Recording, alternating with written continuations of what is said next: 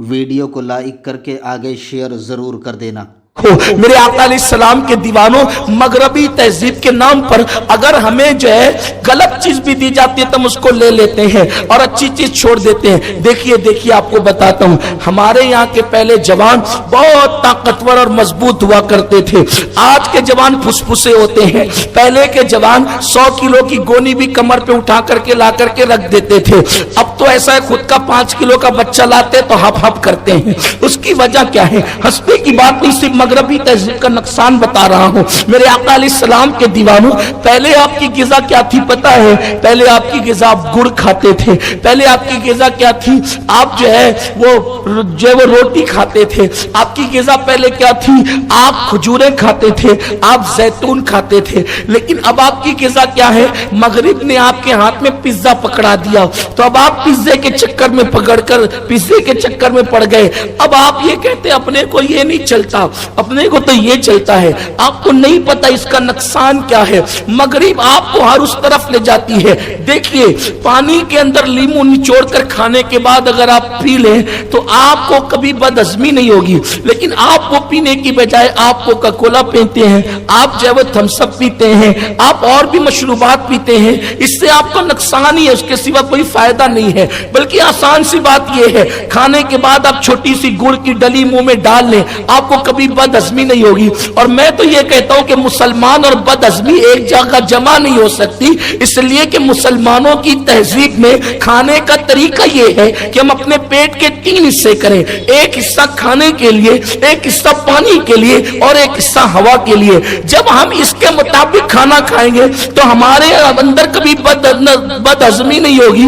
जब पेट में बदहजमी नहीं होगी तो जिस्म में बदनज़मी नहीं होगी, और जब जिस्म में बदनज़मी नहीं होगी तो फिर हमें किसी डॉक्टर की जरूरत भी नहीं पड़ेगी, क्योंकि हमारा तबीब मुस्तफा जाने रहमत सल्लल्लाहु अलैहि वसल्लम है। आपने कभी सुना होगा कि एक शख्स मदीने मुनव्वरा पहुंचा और अपनी सारी डिग्रियों के साथ पहुंचा ताकि मैं मदीने मुनव्वरा की बड़ी बस्ती को कवर करूं और यहां पर मैं लोगों का इलाज करूं। तो फिर क्या हुआ? वो बहुत दिन तक के वहां रहा और रहने के बाद उसके पास कोई आया ही नहीं, कोई मरीज उसके पास फड़का ही नहीं। तो वो लोगों से पूछने लगा, भाइयों आखिर मेरा दवा खाना, मेरा मतलब यहाँ नहीं चलता। तो उसने क्या, लोगों ने कहा यहाँ तेरा मतलब चल भी नहीं सकता, इसलिए कि जहाँ नबी के गुलाम है वहां पर बीमारी नहीं है, वहां बीमारी नहीं है। तो कहा कि क्यों, आप लोग बीमार क्यों नहीं पड़ते? तो उन लोगों ने फरमाया, हम अपने महबूब की सुन्नत के मुताबिक खाते हैं।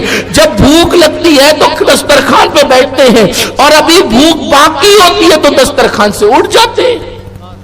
यानी भूखे बैठकर भूखे उठ जाते हैं, इसलिए हम बीमार नहीं पड़ते। और आपको बताऊं, अब अगर कोई नया डॉक्टर BUMS करके आता है या और भी डिग्री लेकर आता है तो वो बस्ती ढूंढता है मुसलमान की। कौन सी बस्ती ढूंढता है? मुसलमान की। क्योंकि उसको पता है कि यहां बीमार वल्लाह कह रहा हूं। मुझसे भी कोई मशवरा लेता है ना कि दवा खाना कहां चलेगा, तो मैंने कहा कि झोपड़पट्टी में ही जा तू, वहां चलेगा। क्यों? नहीं, मजाक नहीं कर रहा हूं, हंसने की बात नहीं है। हैरत है, तुम्हारे दीन की अहमियत तुमने नहीं समझी, दूसरों ने समझी।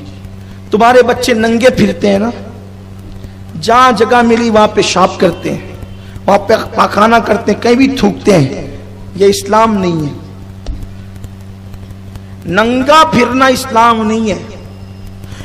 जिनके खुदा नंगे फिरते थे उनके बच्चे भी नंगे नहीं फिरते।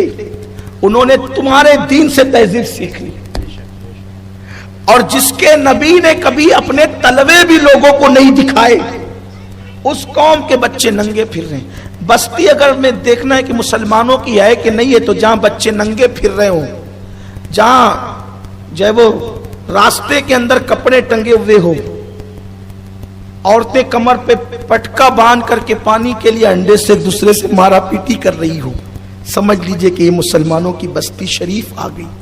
इल्ला माशा, ये हालात। घर के आंगन में कचरा पड़ा हो, गंदी बदबू आ रही हो, नालियों का पानी बह रहा हो, ये सारी चीज, ये आपकी बस्ती की निशानी है। ममलकत मदीना अव्वल इस्लामी हुकूमत, जिसकी बुनियाद मुस्तफ़ा जान रहमत सल्लल्लाहु अलैहि वसल्लम ने रखी थी, वहां सफाई का ऐसा नज्म आज से 1450 साल पहले कायम फरमाया था, उसके असरात आज भी देखने को मिलते हैं। जिस नबी के जिस्म पे कभी लिबास मैला नहीं हुआ, अल्लाह ने उस रसूल से फरमाया वसियाबका फतहिर, अपने कपड़ों को साफ सुथरा रखिए, अपने कपड़ों को साफ सुथरा रखिए। आपके कपड़े तो गंदे, हाथ गंदे, ये सब गंदगी, ये गंदगी बीमारी का सबब है। वीडियो अगर अच्छा लगा हो तो लाइक करके आगे शेयर ज़रूर कर देना।